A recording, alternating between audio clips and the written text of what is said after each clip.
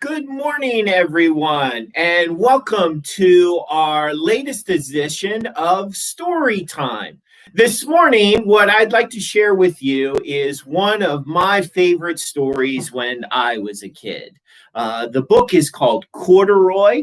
It's written by Don Freeman, and this was one of the stories that I loved as a kid growing up, and I wanted to share it with you this morning. I hope you enjoy it just as much as I did. Corduroy is a bear who once lived in the toy department of a big store. Day after day, he waited with all of the other animals and dolls for somebody to come along and take him home. The store was always filled with shoppers, buying all sorts of things, but no one ever seemed to want a small bear in green overalls. Then one morning, a little girl stopped and looked straight into Corduroy's bright eyes. "Oh, Mommy," she said, "look, there's the very bear I've always wanted." "Not today, dear," her mother sighed. "I've spent too much money already. Besides, he doesn't look new. He's lost the button to one of his shoulder straps." Corduroy watched them sadly as they walked away. "I didn't know I'd lost a button," Corduroy said to himself. "Tonight, I'll go and see if I can find it." Late that evening, when all of the shoppers had gone and the doors were shut and locked, Corduroy climbed carefully down from his shelf and began searching everywhere on the floor for his lost button. Suddenly, he felt the floor moving under him. Quite by accident, he had stepped onto the escalator, and up it went. Could this be a mountain, he wondered? I think I've always wanted to climb a mountain. He stepped off the escalator as it reached the next floor, and there before his eyes was the most amazing sight. Tables and chairs and lamps and sofas and rows of beds. "This must be a palace," Corduroy gasped. "I guess I've always wanted to live in a palace." He wandered around admiring the furniture. This must be a bed," he said. "I've always wanted to sleep in a bed." And up he crawled onto a large, thick mattress. All at once he saw something small and round. "Why, here's my button," he cried. And he tried to pick it up, but like all the other buttons on the mattresses, it was tied right down. He yanked and he pulled with both paws until pop! Off came the button, and off the mattress Corduroy toppled. Bang into the tall floor lamp. Over it fell with a crash. Corduroy didn't know it, but there was someone else awake in the store that night. The night watchman was going his rounds on the floor above when he heard the crash. He came dashing down the escalator. "Now, who in the world did that?" he exclaimed. "Somebody must be hiding around here." He flashed his light under and over the sofas and the beds until he came to the biggest bed of all.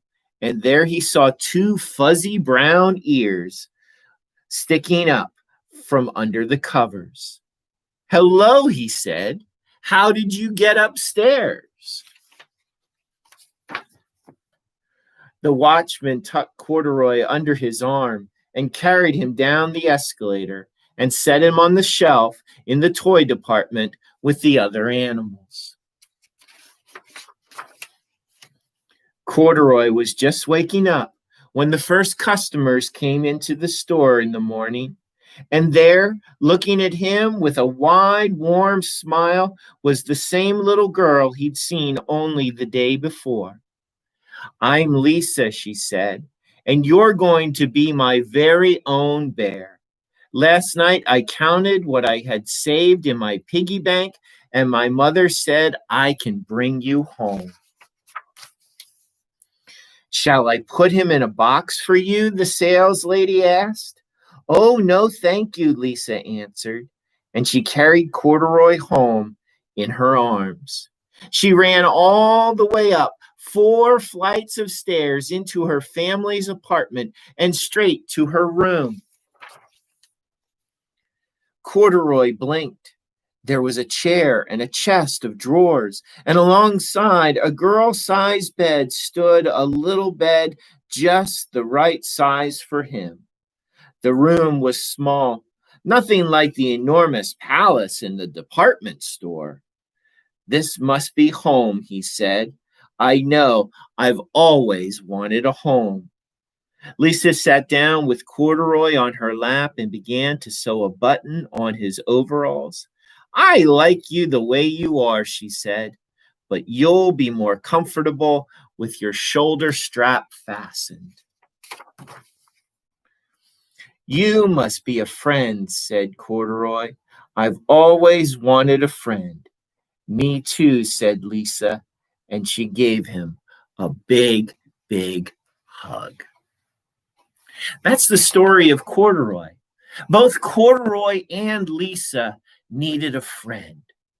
We all need friends, don't we? You know, and sometimes we see people, whether it's at school or work or on the street or at the department store or the grocery store, and they're lonely and they need a friend. And I know it's really difficult to visit right now because of the pandemic and the virus. We need to wear a mask. We're supposed to stay distance apart.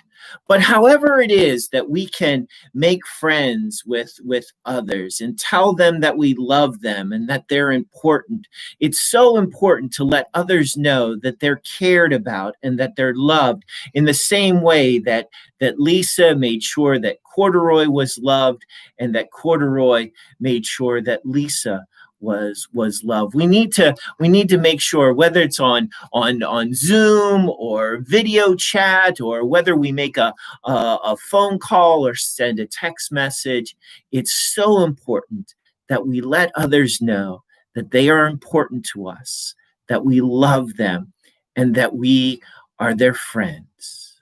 May it be so. Thanks be to God. Amen. Thank you for joining me this morning for our story time.